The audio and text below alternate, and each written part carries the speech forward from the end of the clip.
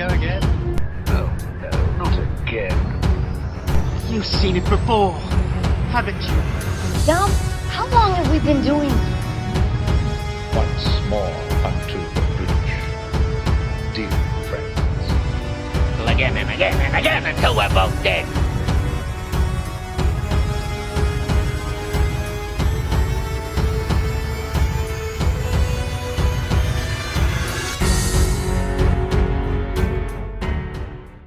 Hello and welcome to You've Seen It Before, movie reviews and connections in mind.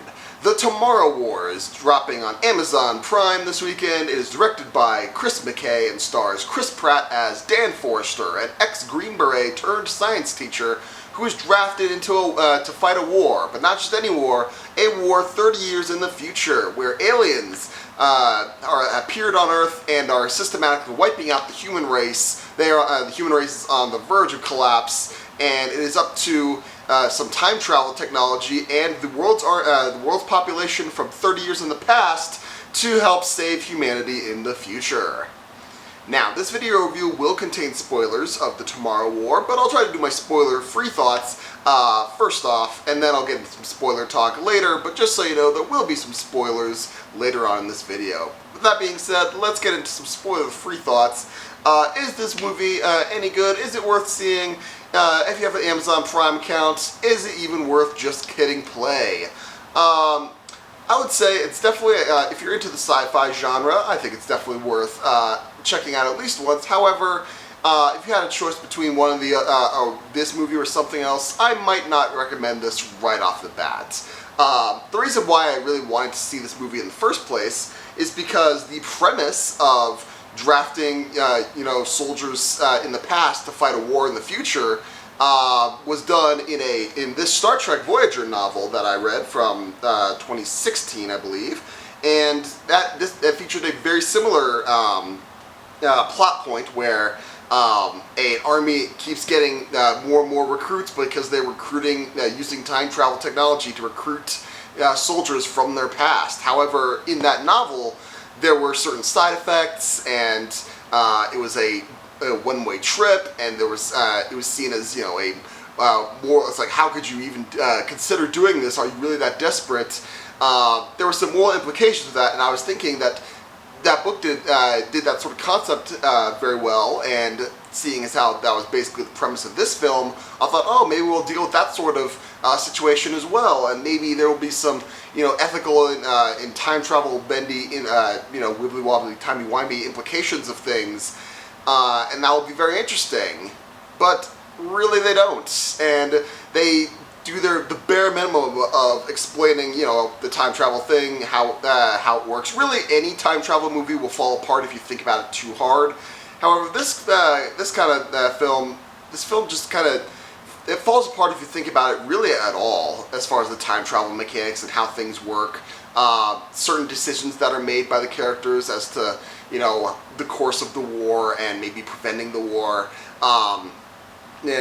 Really, some certain decisions, like, if you think about it at all, it just makes you wonder, what exactly were they thinking when they did this? And, I mean, plot-wise, that can be theoretically excused if the character work would make up for that. And I think to a certain extent it does. I mean, Chris Pratt is always entertaining to watch, and I think he pulls off, soldier convincingly, I think, and the central conflict of the story is really all about family, where Chris Pratt's character is estranged from his own father, who's played by J.K. Simmons, and their dynamic is actually, quite interesting. However, it really only gets explored briefly in the beginning and then briefly at the end, not as much in the middle.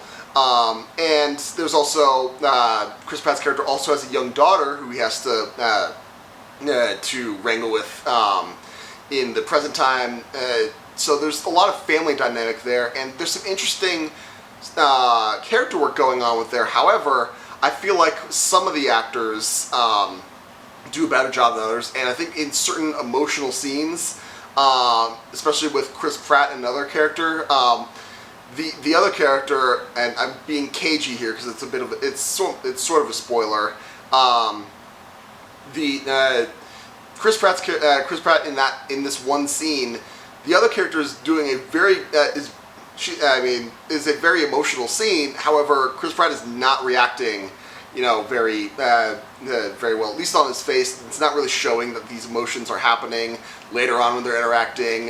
He's sort of one note in his interactions with this other character, and really, it feels like that could.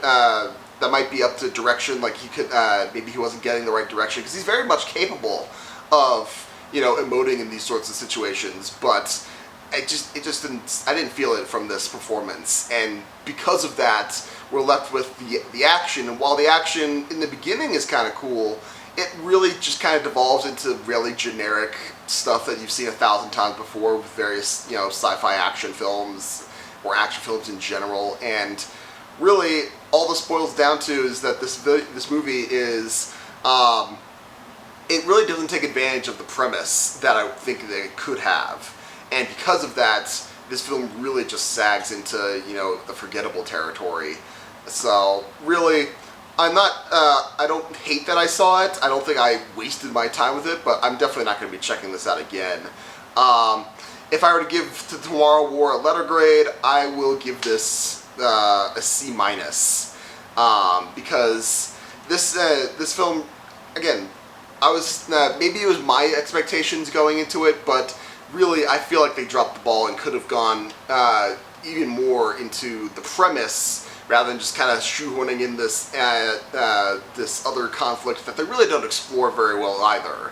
So those are my main spoiler-free thoughts on the Tomorrow War. Now let's get into some spoiler talk as to certain, plot developments and character arcs that may seem familiar to you and where you may have seen them before. Now, as far as, other movies that have kind of done this better, one thing that I feel like this film is sort of riffing on and is Edge of Tomorrow, or Live, Die, Repeat, if you the two titles there. Really, one, the creature designs, the White Claws or whatever, or White Spikes, I should say, their creature design, they look very similar to the aliens in Edge of Tomorrow, and I like that they kind of changed it up where they have like the tentacles that shoot spikes. That was kind of cool. But also the fact is that there's the females of the White Spikes are much rarer, and they're the key to stopping everything. Very similar to Edge of Tomorrow, where the alphas are like 1 in 5 million or something, and they also link back to the central villain, who is the one thing that will stop everything. And in both films, by defeating the one enemy at a certain point, they prevent the bad events that have happened this whole time from ever even happening. In Edge of Tomorrow, by defeating the core or whatever, he stops the invasion. Never goes bad because it isn't necessary. The enemy just disappears. In Tomorrow War, it's because when they go back into the past, they find the alien ship and kill them while they're still sleeping, and prevent the war from ever happening in the future.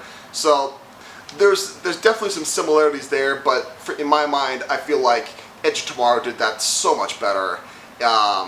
Also, it's more of a visual similarity, but when the White Spikes are storming the